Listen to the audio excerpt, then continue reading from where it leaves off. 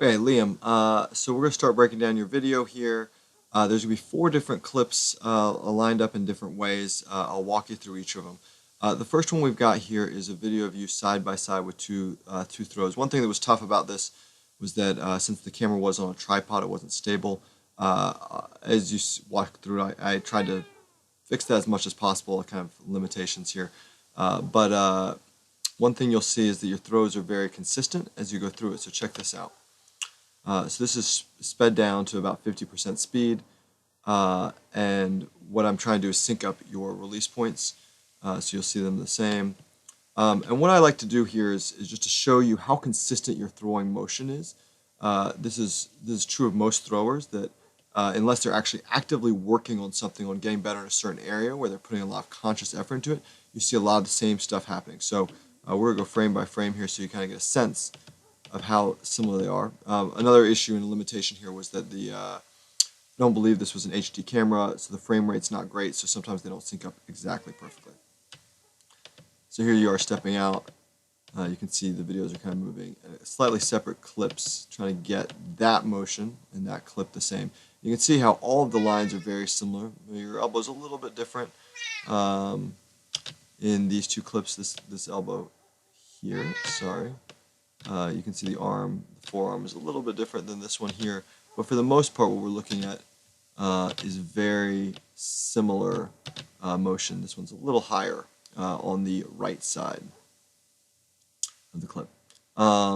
Release point's about the same. All of these angles that you see here, this kind of core angle, we're going to dive into this a little bit more in the second clip, but this core angle that you see here compared to where your shoulders are is very similar in both of these two clips. Hopefully that makes sense. Cool.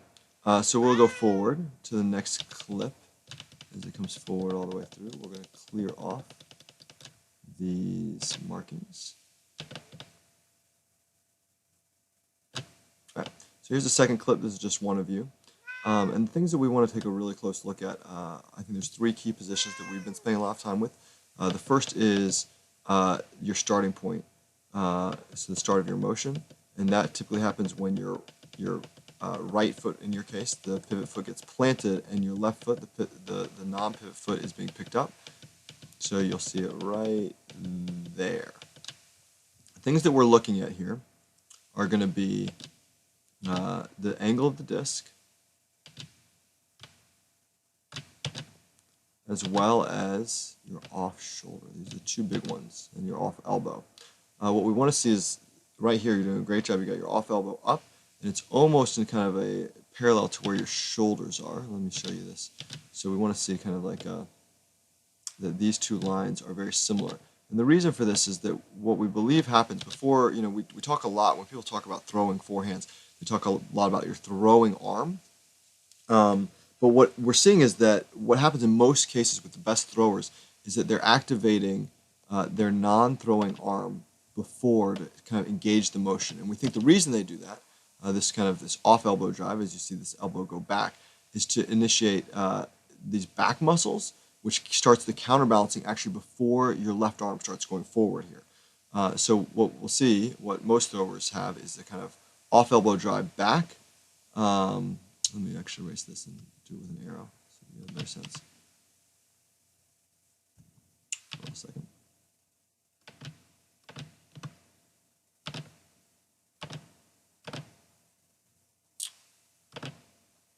So this elbow is going to move back in this direction, which starts turning your shoulders, activating these back muscles before your arm comes forward. And what we want to see is a strong off elbow drive.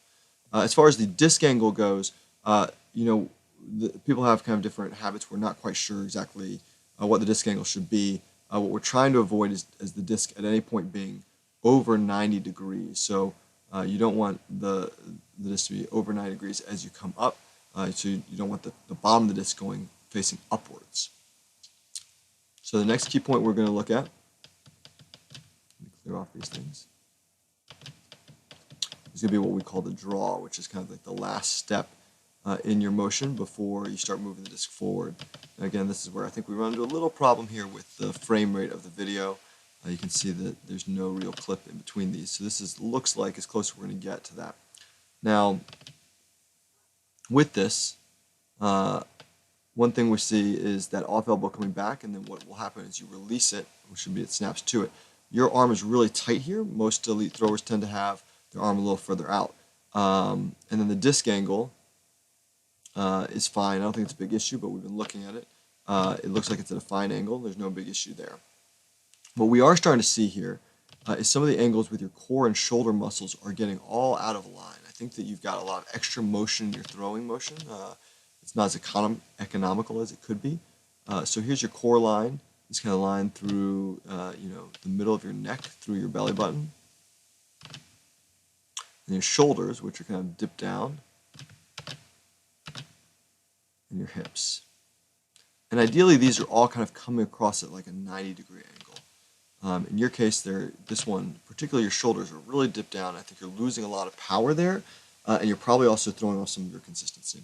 So let's keep going. We'll go forward to the next clip, which is actually where the release is. And you can see, as you go through, we're still seeing some of these same issues with the core alignment.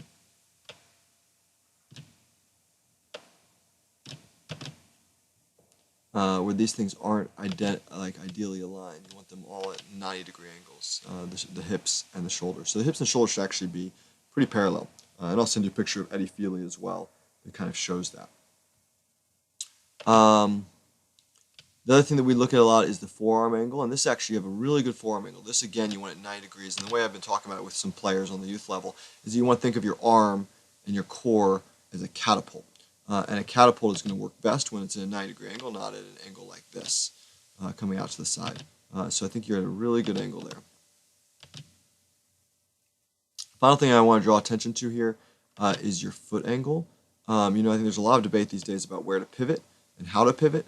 I think one of the challenges is that people think this this lateral pivot, pivoting out to the side, is preferable, or putting your foot out to the side.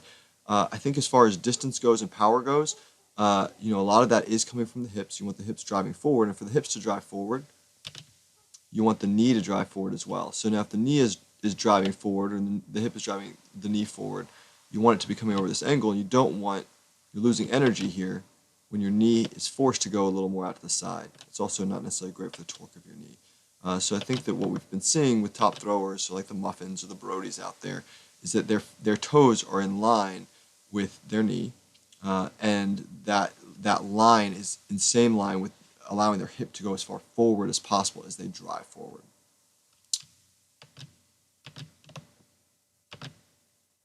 We'll clear off all these. Okay, let's watch this clip through at that 50% speed so you kind of get a sense of all those things together.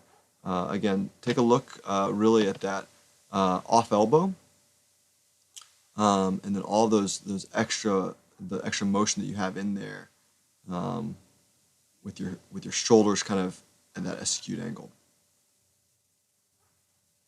Okay, so the next clip we're going to see is you overlaid with Eddie Feely. Eddie Feely here has been reversed. He's normally a right-handed thrower. It's all lined up with your pivot foot. And you can really see here how much more economical Eddie Feely is with his throwing motion than you. You've got a lot of extra motion going in here. And then you can also see kind of where Eddie's very aligned. So Eddie's feet, you can see this, his foot is kind of coming out pointed in line with his knee. You can see his off elbow really nicely out here. It's harder a little bit to see you. We can change the gradient a little. Oh, no, we can't because this is a permanent video. So you can see how tight your elbow is, and then Eddie's gets tight as well as we come through here. But Eddie's stays out longer. So what a lot of top throwers we're seeing have is kind of off elbow drive and then a snap back to their body as they release the disc.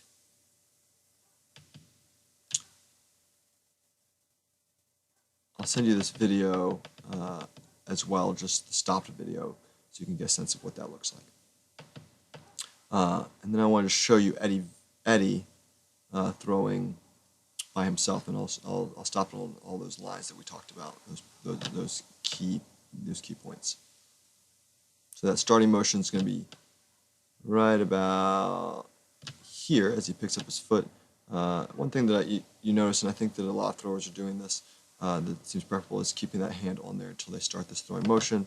You see the angle of the disc. And then you can see as his arm comes up, he's got good alignment here between his shoulders. Make this a little bigger.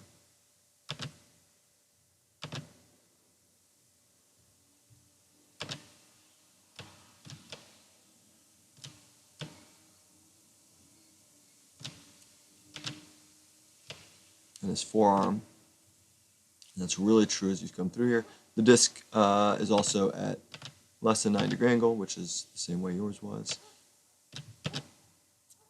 Let's keep coming forward a couple more. You can see this off elbow drive happening, engaging those shoulder muscles. You can really see it. One moment.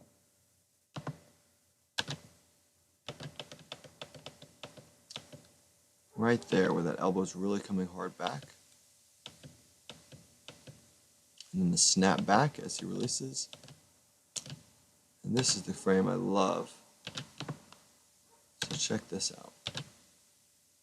So here's that kind of core line. See a nice 90-degree angle with the forearm.